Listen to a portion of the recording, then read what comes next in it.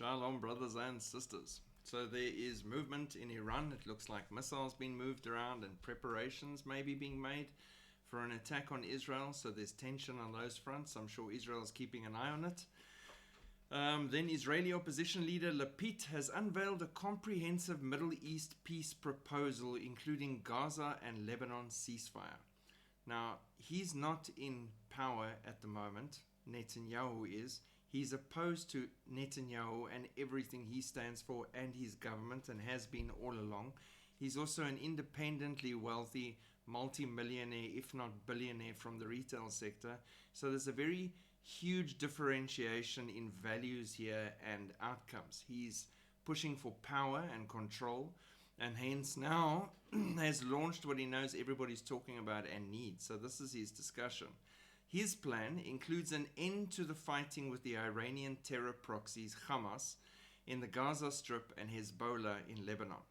While Lapid has backed Israel's right to defend itself against Iran and its regional proxies, he claims that the Israeli government is extending the war needlessly because the Prime Minister has political problems and the fantasies of annexation and return to Gaza from the Messianic wing.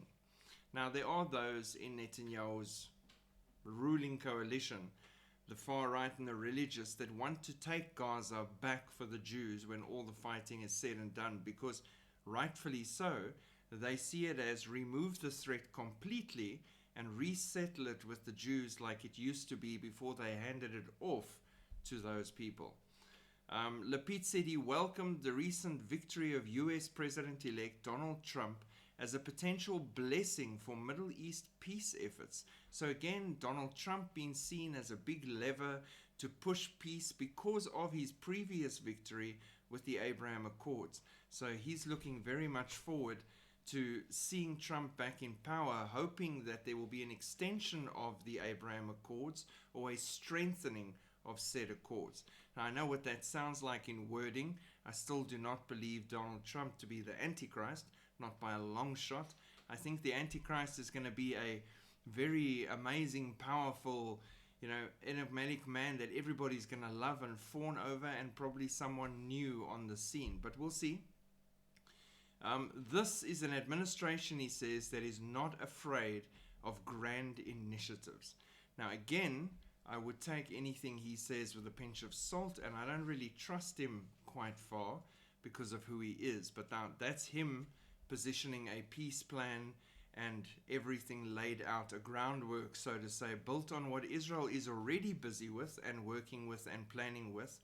And he's trying to position it as his own and at the same time take cheap shots at Netanyahu and his government. So he's sowing division at the same time. They're too weak to do it. They're extending the war. I can present it, blah, blah, blah. Then Netanyahu approved a ceasefire deal with Hezbollah in principle. Benjamin Netanyahu approved the US-led ceasefire deal with Hezbollah in principle after months of fighting in Lebanon. Israeli Prime Minister is expected to greenlight the proposal despite reservations from his national security minister. Israelis will protest against the Lebanon ceasefire at the Ministry of Defense in Tel Aviv today. They are calling the US brokered deal an act of surrender. Hezbollah has never been so weak and vulnerable. A decisive victory over the Iran-backed terror group that seemed impossible 2 years ago is now finally quite feasible. A ceasefire now lets Hezbollah survive and rebuild, which is the same argument for the whole situation in Gaza. They have a ceasefire and they stop there now. Hamas can rebuild.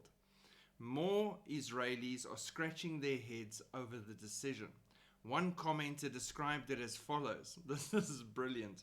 Israel has beaten Hezbollah to a bloody pulp and is now ordering an ambulance to take it to a luxury rehabilitation center. That's exactly what's happening. It's a beautiful description. So why the real decision? Why has he agreed to this when he's on the verge of wiping them out and settling this once and for all?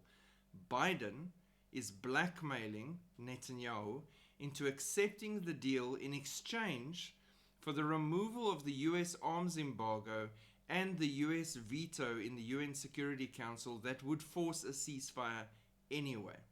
Great friends when you're fighting a war. So we'll remove the arms embargo, which wouldn't worry me because Trump's going to remove the arms embargo as soon as he's in power, 20 January, roundabout there. So that wouldn't stress me out. The biggest thing is the veto in the UN Security Council where they will force the ceasefire deal. How are they going to force it? Are they going to deploy the UN troops into Israel and start another war front?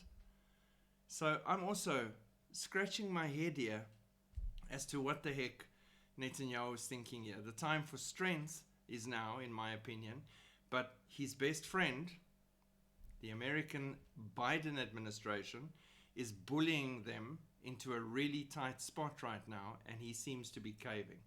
So that's the problem right now, and I think it's a win for Biden and his administration as they leave. It's not a win for Israel, Netanyahu, or his power base, and especially not before Trump gets into power on 20 January and things could change radically. So we'll see what happens. It doesn't bode well for Netanyahu or his administration, and you can already see with alternating peace deals being presented by his competitors that they're pushing and hoping that there'll be a power shift at the same time in Israel as well, if there's enough dissatisfaction. And with the people from the north being very upset about the ceasefire deal, especially the residents, and everyone scratching their heads, it's always a possibility.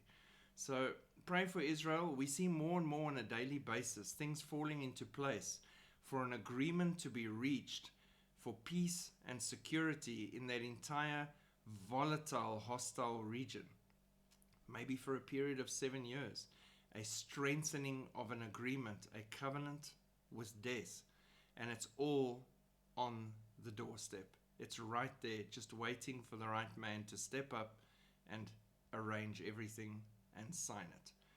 We won't be here for that. So again, exciting times, because imminence is upon us. We could leave at any moment. God bless. Keep looking up and keep praying for Israel. Shalom.